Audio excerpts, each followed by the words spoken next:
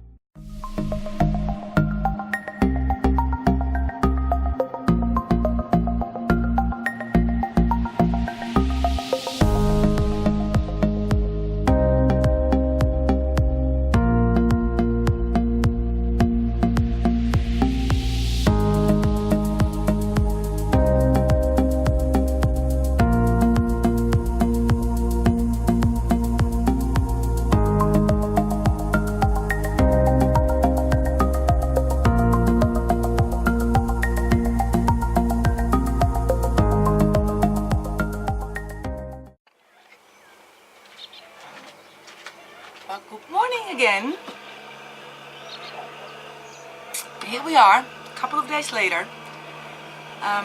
It's all dried now. It's not fired yet. It's ready to be bisque fired, first firing. Good morning to you too. And I'll show you a close-up. I hope you can see the rough texture on it. Maybe that's better.